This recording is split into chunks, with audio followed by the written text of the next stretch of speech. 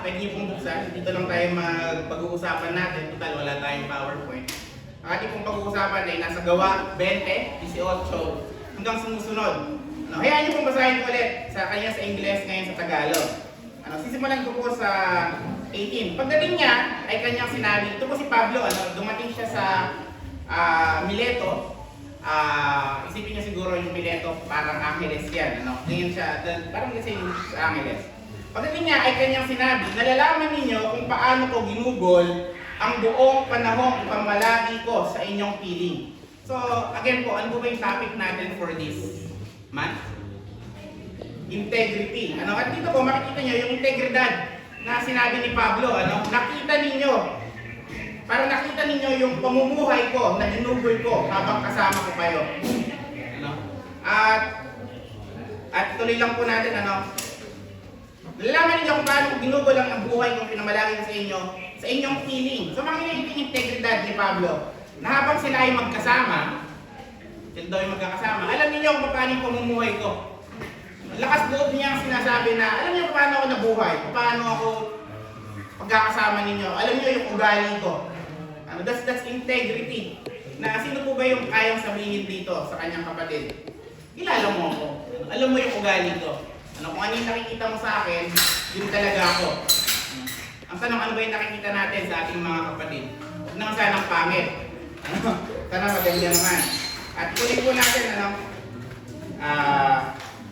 nawala ang aking PowerPoint. Verse, mula noong unang araw na ako'y tumuntong sa Asia, sa verse 19, buong kapakumbabaan at lumuluhang naglilingkod ako sa Panginoon.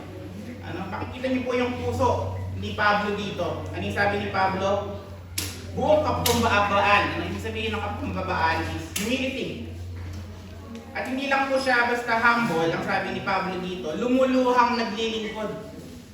Pag lumuluha, makita niyo may attachment. Alam niyo po ba ang konteksto nito? Ito pala ay sinasabi ni Pablo sa Ephesian Church. Kumbaga ito, yung mga Ephesian Church po, para magkaroon kayo ng ideya, ang Ephesian Church, siguro kung mula dito sa Angeles ang layo, pinabiyahin niya yung mga elders na, let's say, galing ng Bulacan, Manena, parang iyan kalayo yan. Mula Manena, pinapunta niya yung mga elders sa Angeles. Baga si Pablo, doon siya nag-ministry, sa Ephesians for 3 years. At pinabiyahe niya yung mga elders, yung mga leaders para i-meet niya, let's say, sa Angeles. Bakit sa Angeles pa? Kasi po, sa Miletus, yung exact na lugar, ito ay daungan. Parang port. At doon madalas, mabilis dumaan yung mga barko. Imagine niyo po yung biyahe ng mga yun. Wala pong sasakyan dati. Lakad lang yung mga yan, kung may camellia man or di ba? Dahil kasi si Pablo ay dediretso daw siya, nagmamadali siyang pumunta sa Jerusalem. Ito po yung third missionary mission ni Pablo. Ito po yung mga last few days niya or months. Niya na lang kung gaano katagal na siya ay magmi-ministeryo at siya ay nagmamadali na pumunta sa Jerusalem. Yung Jerusalem, para alam niyo gaano kalayo yan. Siguro kung nandito ka sa Angeles, ang layo ng papunta mula Miletus hanggang Jerusalem, parang Davao. Ganun kalayo. Doon po siya, nagmamadali siya pumunta sa Jerusalem, pero hindi na siya makadaan sa Miletus. Kaya minute nila sa gitna. Saan yun? Nagkita sila sa Miletus. Doon yan, minute yung mga elder. Ano po ba yung pagkakaalala ninyo sa Ephesian Church? Ano yung pagkakaalala natin, sige mga kapatid, sa Ephesian Church? Ang hirap pag walang notes, Sige, ngayon tanungan tayo. Ano ba pagkakaalala? Sa Revelation, siguro maaalala ito yung sinasabi, huwag mong kalimutan yung first love mo. Tama? Because Ephesian Church is actually a loving church. It's a faithful church. And sa Ephesians, nandiyan din yung magandang doktrina. Actually ngayon, magandang doktrina ng Ephesians, nag-iiba-iba yung interpretation ngayon dyan dahil may power natin lang. Dahil sa mga iba't ibang interpretation nga. Pero ibig sabihin, ang Ephesian Church po ay it's a loving church, it's a faithful church, and a church with the doctrine. Alam nyo, gusto ko i-share sa inyo, sa tagal kong nagpipreach, nagtuturo sa Angeles dito. Ano po saan po natin madalas kinukumpara ang Angeles dati? Yung mga matagal na, magsiamin kayo. Saan po natin madalas kinukumpara ang Angeles Church? Ako, marami ko na example yan. Saan? Sa Corinthian Church. Naalala ba ninyo? Ano po ba ang Corinthian Church? Problematic church. Tama?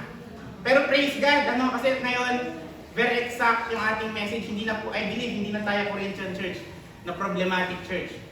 Amen po ba? Amen. We are more like, Ephesian Church.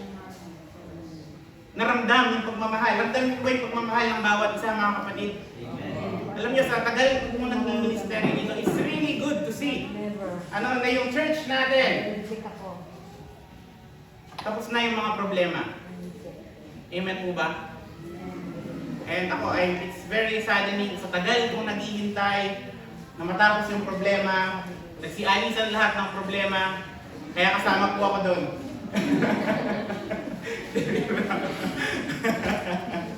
Pero makikita niyo, matapos lahat ng problema natin, I'm really praying to the Lord na naalala ko siguro ito sa inyo. Sana, Lord, dumating yung panahon na kahit kapunin na, gabihin na ako dito, yung nagstay lang sa church. Pero, pasensya na kayo, sinisilip pa na yung chan, medyo nag-breakfast po kasi ako. Pero nakakatuwa, na ngayon, we are an Ephesian church na. We are a faithful church, amen po? Amen. We are a loving church. Amen. Parang maayaw nyo dun Are we a loving church? Yes. Ayan. And we are a church that has a good doctrine. Tama po ba? Amen. Amen. Ayaw niyo pong ituloy ko, Gusto niyo makita yung mapa para nilagay ko sa PowerPoint ko. Anyway, that's just an introduction. Ang topic po natin para sa umagang ito is the legacy of integrity. Sino po yung nais dito na mag-iwan ng isang legasiya? Gusto ba kayong legacy na iwanan? Yes. Parang wala kayong plano Dapat may plano tayo. Alam niyo po, darating yung panahon ay lilipas tayo una-una lang. At ito, mauuna na akong umalis sa inyo. Hindi naman po ako mamamatay. Lilipat lang ako ng lugar. Pero, ang nais ko pong iwan sa inyo, that we should have the legacy of integrity. Sino po yung nais mag-iwan ng isang legasiya habang siya'y nabubuhay pa? Sino po yung gusto mag-iwan ng pangit na legasiya? Wala naman siguro. Lahat tayo nais natin mag-iwan tayo ng isang magandang legasiya. At sa unang pong punto na pag-uusapan natin ngayon, integrity is lived. Ang integridad daw ay dapat ipinamumuhay. Okay, kaya hindi kong basahin ko.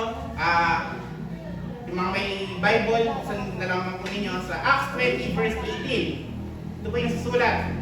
Pagdating nila ay kanyang sinabi, nalalaman ninyo kung paano ko ginugol ang buong panahong ipinamalagi ko sa inyong hiling. Very confident si Paul. Alam niyo ugali ko. Alam niyo kung paano ako namuhay nung kasama ko kayo. Sinabi niya sa mga elders ng Ephesian Church. Mula noong unang araw na ako'y tumuntong sa Asia. Mula first day na sila magkasama, hanggang buong taon, 3 years po yun, na magkakasama sila. Alam daw nila yung ugali ni Pablo. He is very confident na hindi lang siya tuwing banal lang, tuwing linggo, banal lang, tuwing may kasamang kapatiran. Sa buong panahon na yon, very confident siya that he has the integrity to say, alam niyo kung paano ako namuhay. Do we have that kind of confidence na masabi po natin sa ating mga katabi, sa ating mga mahal sa buhay? Alam mo kung paano ako namumuhay. Amen po? Dapat po meron po tayo na. Pag isang sa verse 19, ito yung sinabi ni Pablo, may 3 puntos dito. Verse 19, buong kapakumbabaan. Unang-una, he lived with humility. Though masakit magsalita minsan si Pablo, pero makikita nyo, when he lived, there's the humbleness. Sino po dito yung masasabi niyang humble talaga siya? Hindi ka magtataas kasi humble. So, dapat po nakikita sa atin yung kapabaang loob. Even though sometimes siguro marahil tayo yung tama, tayo yung nasa tamang lugar, pero when you correct something or someone, correct them with humility. Hindi po pagalingan, paramihan ng alam, para padamihan, palayuan ng narating, but with humility. Pangalawang point, buong kapambaabaan at lumuluhang naglilingkod. Ano yung lumuluhang naglilingkod? Dapat ba pag kausap nyo kami, parati kami umiiyak? Ibig sabihin po nito, habang lumuluhang naglilingkod, there's the compassion. Kasi hindi ka naman maiiyak kung wala yung puso mo sa isang bagay. Ibig sabihin, binuhos ni Pablo yung kanyang puso sa kanyang paglilingkod. Church, I have a question. Tayo po ba, binibigay natin yung puso natin sa Panginoon? Binibigay ba natin, kapag tayo naglilingkod, buong puso ba tayo naglilingkod? Iniiyak mo ba sa Panginoon? Yung ministeryo mo, yung ginagawa mo? Dapat may puso. Pangatlo, naglilingkod ako sa Panginoon at nagtiis ng maraming pagsubok. Ako, I'm a witness of a lot of, unahin ko muna po yung mga matatagal na, I'm a witness of most of the family here. Talagang nagtiis. Tama po ba? Nagtiis hanggang matapos lahat ng problema. Amen po. Alam ko, majority sa atin, naranasan lahat ng problema sa bahay-sambahan na ito. Pero nagtiis. Nandito pa rin. Minsan away, minsan bate, away ulit, pero dapat nagbabate. Nagtitiisan. Tingnan mo nga, katabi mo kung katiis-tiis pa. Kaya pa ba? Kasi po, alam nyo bilang mga Kristiyano, normal na may mga away minsan. Tao tayo, mag-asawa nga nag-aaway. Diba? Kayo pa ng kapatid mo sa pananampalataya. May mga misunderstanding. Okay, normal po yan, mga kapatid. Ang hindi normal kapag hindi nagbabate. May mga misunderstanding talaga minsan. Pero kailangan nagtitiis tayo. Dahil sa mga pagkasangkalan ko. Point number 2. Hindi ko babalik itong kuryente pagkatapos na ako eh. So, biniisin ko ng konti. Point number 2, integrity takes courage. Yung unang punto, integrity is something that we should live. Pangalawa, integrity takes courage. Ano po bang ibig sabihin ng courage? May katapangan, may kalakasan ng loob. Hindi ibig sabihin na may integrity ka. Hindi po pwedeng mahirap magkaroon ng integrity nang wala kang courage. Bakit? Pag tinutukan ka ba ng kutsilyo, nag-iiba ba yung pananampalataya mo? Kapag tinutukan ka ba ng baril, nag-iiba na ba yung sagot mo? Tama po ba? Baka mamaya sinasabi mo, ay, ako, honest person ako, Kapag kakatiwalaan mo ako, tinutukan ka ng baril. Kaya mo bang magkaroon ng integridad? Nilapagan ka ng 10,000. Kaya mo bang magkaroon ng integridad? Di ba? For us, to have integrity, mga kapatid, we should also pray to be courageous Christians. Dapat maging matabang tayo. Because integrity is having the courage to do what is right even when it is difficult, even when it is costly, and even it is unpopular. Unang-una, kapag mahirap pa yung sitwasyon, nag-iiba ba yung karakter natin? Lord, ipit ako eh. Puputulan ako ng kuryente, kailangan kong umupit. Hindi naman malalaman ng boss ko yung sukli. Maraming pera yun. Kapag mahirap, even when it is costly, tatanggalan ka ng trabaho. Pag hindi mo ginawa yung isang illegal, very costly, and sometimes unpopular. Alam niyo, minsan, sometimes, today's generation, sinasabi sila na tawag yung smart shaming. Tama ba? Alam niyo yung smart shaming? Kapag tama ka, kapag matalino ka, pinapahiya ka. O kaya kapag may tinatama kang isang bagay, parang ikaw pa yung masamang tao. For example, the Bible usually teach us to rebuke. Pag nagre-rebuke ka, gusto mong itama yung isang tao dahil siya'y nagkakamali, ano po ang tingin sa atin ngayon sa panahon na to? Grabe naman to. Hindi niya intindihin. Maliit na bagay lang naman. Wala naman siyang tinatapakan na tao. Ano nangyayari? Minsan ikaw pa yung masama. Saan po ba tayo mga kapatid? Tayo po ay minsan natatakot sa mga naging opinion ng ibang tao. Sa second point po na to, may bullet ako dito, hindi ko na mapakita, pero ito yung nasusulat. Integrity has the courage to teach what is profitable. Unang-una, kung ano yung maganda o kaya-aya. Sa Acts 20 verse 20, sa aking pagtuturo at pangangaral sa inyo, maging sa harapan ng madla o sa bahay-bahay man, hindi ako nangiming magsabi sa inyo ng anumang ikabubuti ninyo. Sa English sabi niya, I didn't shrink. Ano ibig sabihin ng I didn't shrink? Hindi ako natakot na i-share sa inyo kung ano yung tama. Mapaharap-harapan man, sa publicly man, mapabahay-bahay man. And I hope mga kapatid, we as the church leaders here or pastors or the one who shepherding the church, I hope we've shared something that is profitable for all of you. Parang hindi kayo nag-agree. Pero sana po, sa mga nakaraang taon, dekada, na kami may na-share, kahit minsan nagkakamali kami sa interpretasyon ng Biblia, meron tayong natutunan. Meron po sana kaming mabuting na ihayag sa inyong harapan. Amen po ba? Amen. Buti naman. At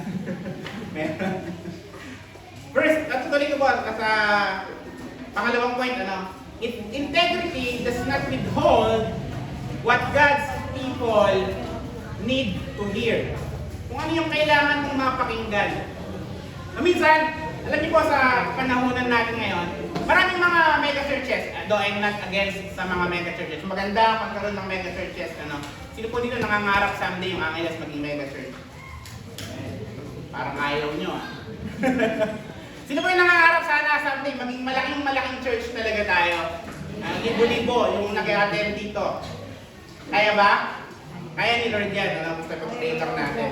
Pero minsan, ang nangyayari sa mga ganitong churches, minsan yung pinipreach na lang yung maganda sa tenga. Kapag nagbigay ka, yayaman ka.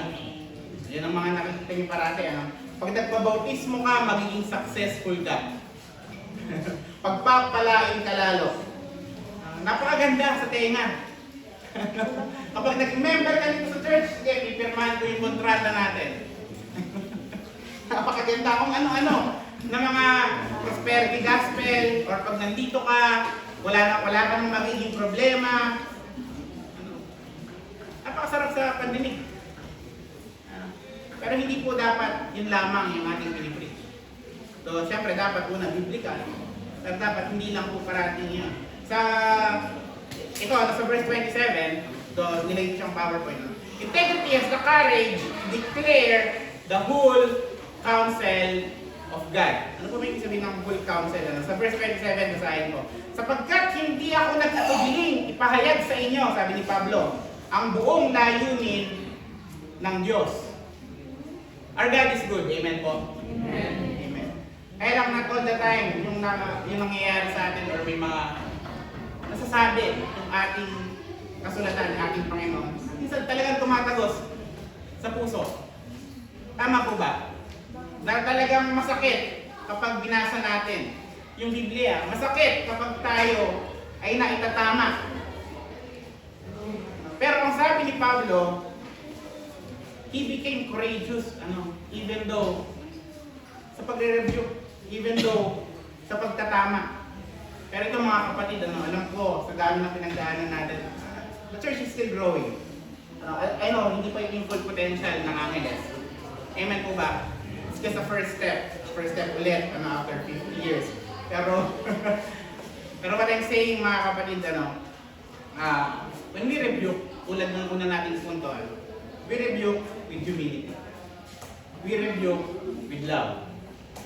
It's like the Ephesian church mga kapatid, sana patuloy natin na kung may nagtatama tayo, huwag natin alisin yung pagtatama. Pero kung nagtatama ka, itama mo na may pagmamahal. Itama mo na may kapakumbabaan. Hindi yung, tignan mo ako, ganito ako mamuhay, ikaw ganyan. Hindi yun, mga kapatid. Nirebuke mo, pinahiya mo na sa lahat. Tama mo, kausapin natin ng ayos. That's the challenge. Though we are humans, sometimes, hindi naman po kami perfecto. Ako, I admit. Mga pagkakamali rin ako in the past. Sana, I hope, hindi ko na maulit. I hope, yung mga leaders na nandito, hindi na gawin yun, or wala na yan. And, next point, the whole truth, not just the comfortable parts. Kung sabihin, yung buong katotohanan dapat yung pinapahayag natin. Hindi yung mga masarap lamang pakinggan. Ito, for example, sometimes we avoid to preach or to talk about conviction, or kapag may kasalanan na nangyayari or may kasalanan ginagawa yung isang kapatid mo, minsan ayaw mo nang pag-usapan yun. Bakit? Baka pag kinausap mo, matisod, hindi na magsimba. Pero dapat kausapin natin na may kakumbabaan. Sometimes, we leave people unchanged. Just for them to stay, kahit ganun yung ugali, ayaw mong i-confront, kapatid, ganito dapat. It's very challenging. That's why integrity needs courage. Or sometimes it feeds flesh or temporary relief. Minsan, okay lang yan. Nagkakamali naman talaga tayo. Kino-comfort mo pa yung pagkakamali.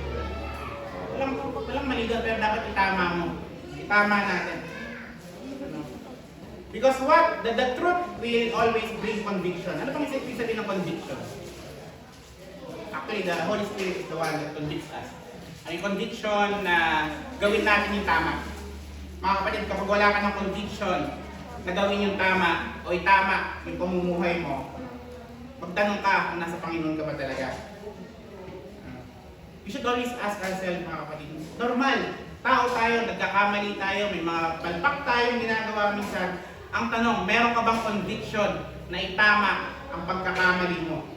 Diba naalala niyo integrity na pinag-aralan natin last week, mga kayo nag-message, diba? Integrity is not about perfection. Integrity is about correcting what you did if you did something wrong. Itama natin. Integrity addresses sin. Kung ayaw na pag-usapan yung kasalanan, puro success na lang, puro yaman na lang, puro magandang buhay na lang yung pinag-uusapan.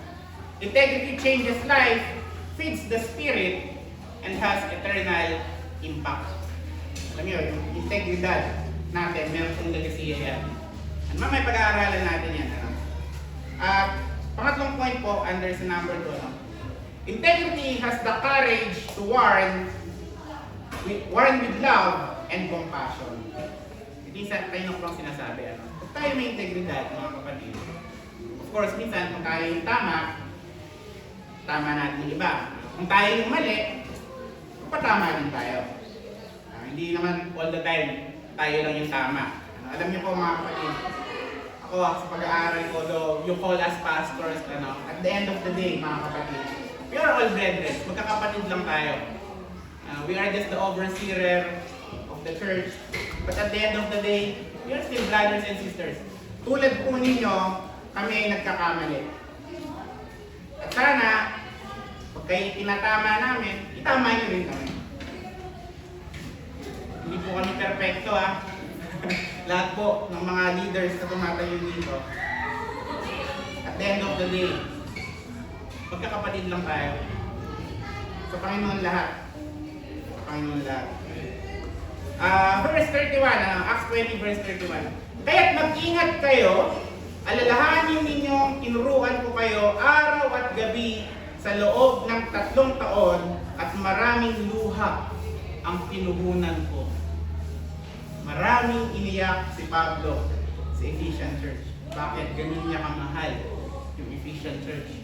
3 taon siyang nag-ministeryo doon. If I'm not mistaken, ito yung pinakamahaba na ministry niya sa Ephesian Church. 3 taon yung ginugol niya doon. Alam niyo po, kung babasahin natin itong Acts 20 na to, onwards, ito yung, I think, the most warming, heartfelt na pamamaalam ni Pablo. Kung babasahin niya, I think, bandang 37 or 38, talagang nag-iyakan pa sila. Dito yung pinaka-touching na pamamaalam ni Pablo sa Ephesian Church kasi napamahal talaga siya sa Ephesian Church. Maraming niluha ang inuhunan ko. Bakit? Ganun niya kamahal yung simbahan. Mahal po pa natin yung church, mga kapatid. And when we talk about the church, hindi po yun yung building. Ano po yung church? Tayo. Yung katabi mo. Yung mga batang nandyan. That's the church. Hindi lamang po ito yung building. Do we love the church, mga kapatid? Kahit yung mga batang yan, napakainit pa naman. Alam ko, minsan challenge sa atin, nayakapin sila o pag madikit sila sa atin. Pero what? They should be loved as well. Hindi po yung church, yung tayong nandito lang sa loob. Pati po yung mga batang yan, narinig niyo yung mga yan. They should be loved as well. Kaya challenge po, yung mag-ministeryo din sa mga batang yan. Anyway, integrity lovingly teaches and faithfully warns without giving up. Hindi sumusuko, dapat patuloy. Ito nga kaya araw at gabi siyang nagtuturo sa kanila. Point number 3, mga kapatid. Malapit na magkaroon ng kuryente, patapos na po ako ngayon. Point number 3. Pero it's good to see, kahit wala tayong mic, narinig tayo. Tahimik yung church, ibig sabihin. Nakikinig lang. Point number 3. Integrity leads people. Wait lang, may pagkalas ka. Integrity leaves people in God's hands. Ulitin ko. Integrity leads people in God's hands.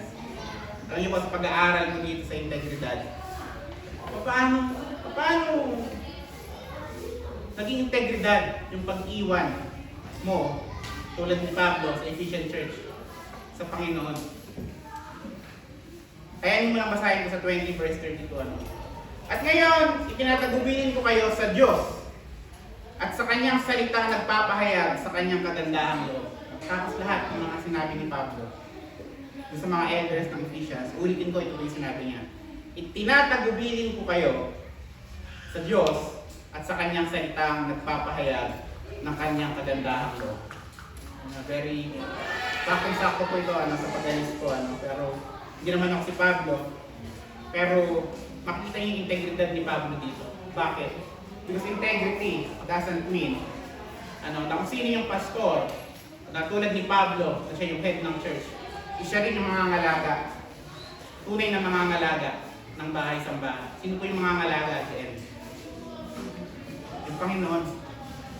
It's very breaking to Paul na iwan yung church. Pero alam niya na yung tunay na mangangalaga ng bahay-sambahan ay ang Panginoon. Kaya ang hirap kong gawin actually nung message ko na gawa. Ilang araw ko itong ginagawa.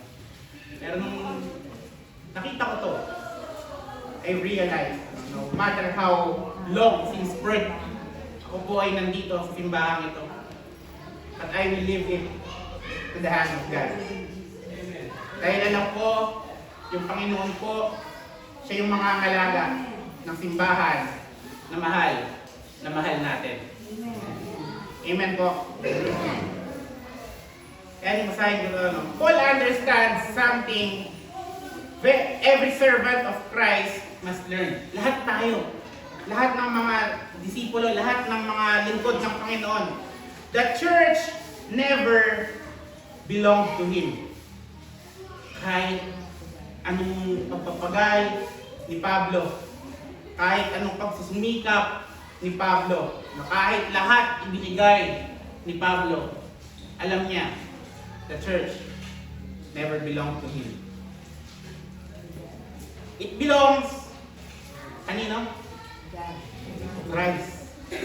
Ang church po na ito, we, the church, this belongs to Christ. Pastors come and go.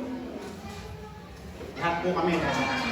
Marami na po na dumaan ng mga pastor sa bahay-sambahan.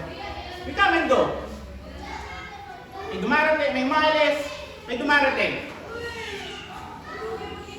But Christ remains. Mga pastor, ang mga leader, umaalis po kami. Sino po yung nananatili sa bahay-sambahan? Ang ating Panginoong Jesucristo. That's why integrity does not create dependence on the leader. Though I know, hindi natin maiiwasan, we create relationship, that's the church, ano? It's a relational church. Alam ko, we encourage one another. Yung iba, nanghihina, narinig ko, nung paalis ako. But, let's remember, integrity does not create dependence on the leader. It cultivates dependence to Christ. Sa Panginoon, sa Kristo po tayo dapat dumidepende. Dahil katulad ninyo mga kapatid, dumidepende lang din kami sa ating Panginoon sa Kristo. Not on the leader, but on God. Kasi kung sa amin po kayo titingin mga kapatid, magkakasala kayo. Kung sa amin kayo titingin, nadadapa din kami. Kanino tayo nakatingin? Sa ating Panginoon sa Kristo. Point number 4, last point. Integrity, finish well. Ang integridad, dapat natatapos. Hindi lang natatapos ng maayos. Babalik ako ng konti, Acts 20 verse 22. Ngayong pinapagsunod sa Espiritu Santo, ako'y pupunta sa Jerusalem at hindi ko alam kung ano ang mangyayari sa akin doon. So, ulitin ko yung kwento ay nakita sila sa Miletus, pero si Pablo siya ay pupunta talaga sa Jerusalem. Yung Jerusalem, parang Angeles to Davao yan. Ulitin ko ano. Pero siya ay magbabarko lang. Ang tanging nalaman ko ay ito. Binalaan ako ng Espiritu ng pagkabilanggo at kabigatian ang naghihintay sa akin sa bawat bayang dadaanan ko. Alam ni Pablo na kahit nagmamadali siyang pumunta ng Jerusalem, puro kapighatian yung nag-aabang sa kanya. Puro paghihirap yung nag-aabang sa kanya. Subalit walang halaga sa akin ang aking buhay. Magawa ko lamang ang aking tungkulin at matapos ang gawaing tinanggap ko mula sa Panginoong Hesus, ang pagpapahayag ng magandang balita tungkol sa kagandahang loob ng Diyos para sa tao. Lahat po tayo mga kapatid, I hope, I pray, merong ganang desire. Because one day, every one of us will finish our race. May mga kapatid na tayong mga nauna. May mga kapatid tayong susunod. Sino ba yung susunod? Huwag muna. But someday, lilipas po lahat ng mga yan. The question is not how successful were we? Kung gaano tayo ka-successful. The question is, are we faithful? Are we faithful to the Lord? Hindi yan pagarbuhan, hindi yan palakihan, hindi yan pagandahan. Ang tanong, are we faithful to the Lord? God does not ask us to be famous. Huwag po tayong maghangad na ako yung pinakamagaling. Alam mo, nung doon ako nagsisimba, ay, ang dami kong napagawa. Ang daming narating ng church nung ako yung naglilingkod dyan. We take credit that belongs to Christ. Alam niyo po, sa paghihirap, kahit ang mga pastor, alam mo, hindi madali, naghihirap. Talagang, we pray for it, we cry for it, pinag-iisipan din, pinagpaplanuhan din, but at the end, overseer lang tayo. All that fame, all that glory belongs to Christ. Amen? God does not ask us to be famous, He asks us to be faithful. Let's be faithful. Pangwakas, mga kapatid. Sino ulitin ko Sino yung gustong magkaroon ng legasiya? The legacy of integrity. Ano nga ba ibig sabihin ng legacy? Something na iiwanan natin. Something na mananatili kapag wala na tayo. But here's my conclusion, mga kapatid. A legacy of integrity is a life that points to Christ. Yan po, yung legasiya na sana iwan natin. A life that points to Christ. People may forget our words. Sa dami po namin sinabi dito, marahil, karamihan dyan, nakalimutan nyo na. Baka yung message ni Pastor Mel last week, nakalimutan nyo na rin. Kakalimutan ko yung mga yan, mga kapatid. Lalo na pag di ko nagtanong. People may forget our position. Yung mga nauna sa akin dito, minsan nga yung mga pastor na tumatay dito, hindi ko na maalala dahil bata pa ako. Darating po yung time, ganoon din kami ni Pastor Mel.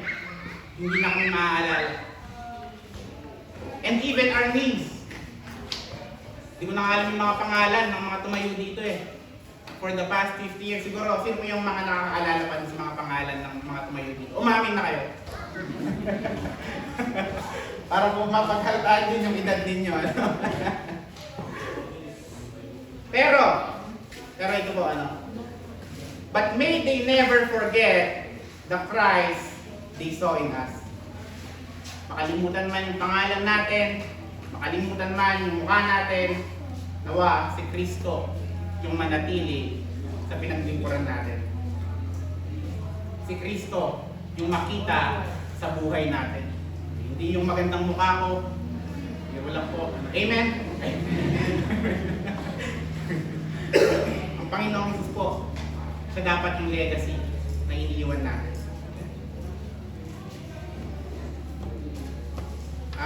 Actually, may pin-prepare akong message dito. First time kong nag-prepare dito. Medyo mahaba-haba, kaya yung basahin ko to. I think as one of my farewell messages, pwede rin dahil hindi naman ako tulad ni Pablo na hindi na bumalik. Babalik naman po ako. Magpapakita ako. Saka si Pablo doon pinatay sa Jerusalem, hindi naman po ako papatay sa Laguna.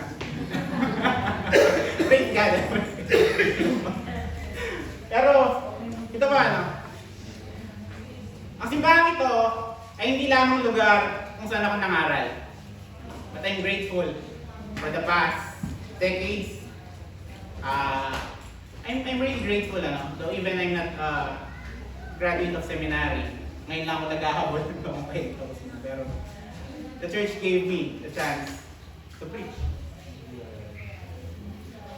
That's why I believe, yung Church of Christ, kahit hindi ka nakapag-aral, basta magaling yung mga ministro na dumaan, we can produce on our own.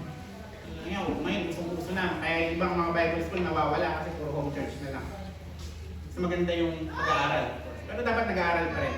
Anyway, ito ang naging tahanan ko. Alam niyo, dati sinabi ko na ang church, ang school, second home, di ba? Yung bahay natin is our home. Pero umalis na po kami sa mga bahay namin, naglipat-lipat na kami. But for the past 3 decades, alam niyo na edad ko, for the past 3 decades, yung bahay sa bahay na pinanatili.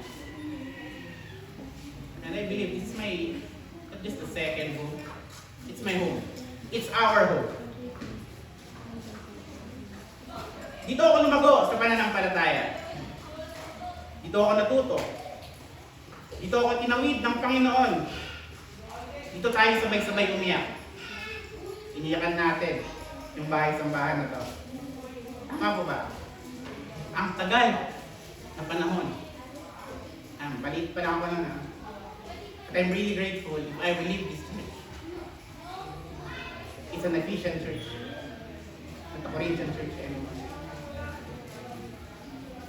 Dito tayo sabay-sabay umiyak, tumawa, nagkasamaan ng loob, nag-away-away, nagbati, nag-away-away ulit, nagbati, nag-away-away, nagbati, nag-away-away, nagbati. Maraming beses. Dito tayo nanalangin, naglingkod at nagkaisa sa napakaraming taon. Magkasama natin hinarap ng iba't ibang yugto ng bahay-sambahan na ito. Ayun, yung mga iba, sipunan pa dati. Sipunan pa rin ako ngayon. Wag naman. At sa paglipas ng panahon, marami na rin sa atin, mga minahal na kapatid, ang nauna nang umuwi sa Panginoon. Kaya hindi madali yung mamahalang.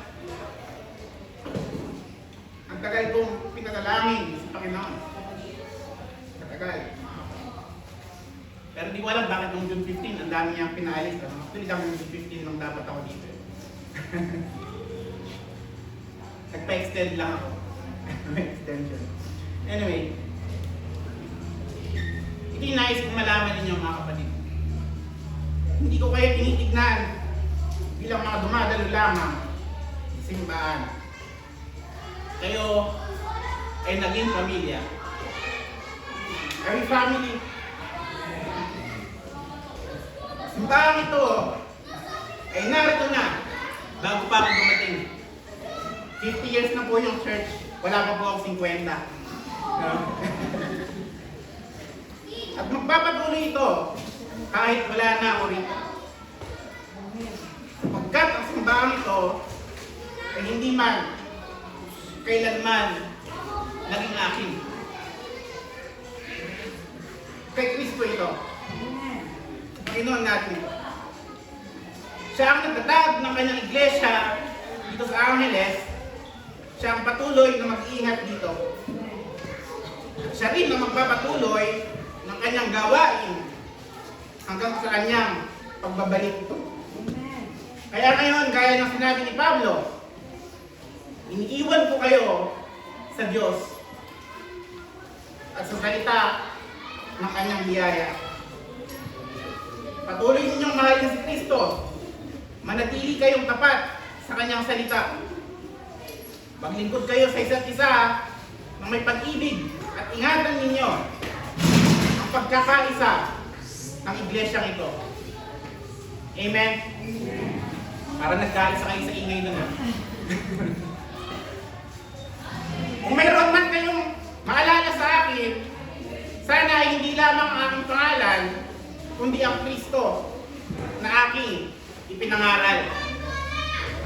Darating yung time, ulitin ko, siguro yung mga tumayot, nagkapamilya na, o yung mga batang dyan, tumanda na, hindi na ako maalala. That's alright.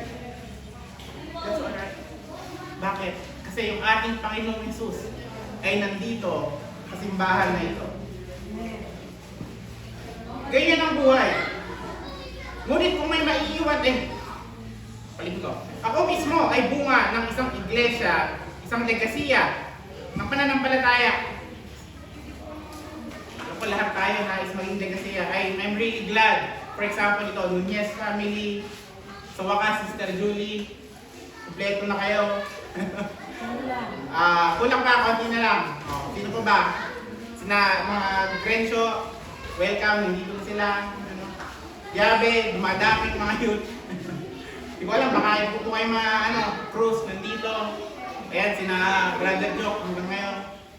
Kadam, hindi ko na po kayo mapangalanan, pasensya na Pero I'm really glad to see tayo ay lumalago. At sana, yung mga pamilyang binanggit ko, magkaroon din tayo ng legasiya. Legasiya na maiwan sa pamumuhay natin ang ating Panginoong Jesus. Ako mismo ay bunga ng legasiya ng pananampalataya. ginamit ng Diyos ang aking nanay at lola upang kakain ako kay Kristo.